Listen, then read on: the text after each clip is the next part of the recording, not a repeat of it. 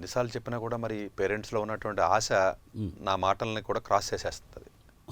అంటే మీకు ఆశ ఎక్కువ ఉన్నప్పుడు నా అలాంటి వాడి మాటలు కూడా ఒక్కొక్కసారి సార్ ఏదో డిస్కరేజింగ్గా చెప్తారు కదా అని చెప్పేసి దాన్ని ఓవర్కమ్ చేసేసి పిల్లల్ని చేతులారా గొయ్యి తీసి గోతులో పెట్టినట్టుగా పెడుతున్నారండి. ఇది చాలా వీడియోలో చెప్పాను నేను.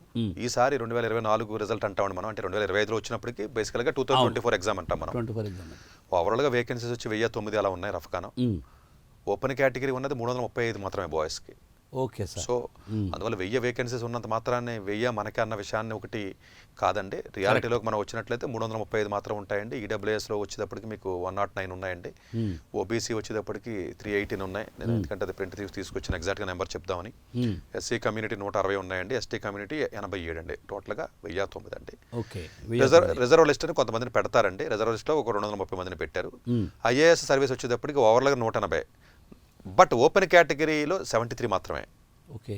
సో ఈడబ్ల్యూఎస్లో 18, ఓబీసీలో 52, ఎస్సీ ఎస్టీ. ఎందుకంటే ఇప్పుడు అంటే మనం ఒక ఎగ్జామ్ రాయాలంటే మన కేటగిరీకి ఎన్ని వేకెన్సీస్ ఉన్నాయనేది చాలా ఇంపార్టెంట్. Exactly sir. అవును. మీరు ఓవరాల్గా చూసి గమ్మున ఏదో వాపం చూసి బలుబో ఏదో అనుకున్నట్టుగా అనుకోకూడదండి. అట్లాగే ఐఎఫ్ఎస్ చూసుకున్నప్పుడు ఓన్లీ 55 అంటే ఓకే. మళ్ళీ ఇండియన్ ఏదైతే మీకు ఫారెన్ సర్వీస్ ఉందో. అలాగే ఐపీఎస్ చూసినట్లయితే 147 ఉన్నాయండి. ఓపెన్ కేటగిరీ 147లో ఓన్లీ ఓపెన్ 60. ఓపెన్ కేటగిరీ 60 ఉన్నాయి. ఈడబ్ల్యూఎస్ ఇలా ఉన్నాయి. సెంట్రల్ సర్వీసెస్ ఉంటాయి 605. 1000 పోస్టులు ఏవైతే మనం చెప్పుకుంటున్నామో మళ్ళీ చెప్తున్నానండి, అర్థం చేసుకోండి. Central service group A 605. Okay. అంటే మిగతావన్నీ కలిపి. Group B services 142. సో చాలా మంది తెలియక నేను ఐఏఎస్ అవుతానని చెప్పేసి అనుకుంటారో అది తెలియక చిన్నపిల్లల మనస్తత్వంతో మాట్లాడే మాట తప్ప. This exam is not for the IAS, this exam is civil service exam. They recruit for the all the group 1 services in the country.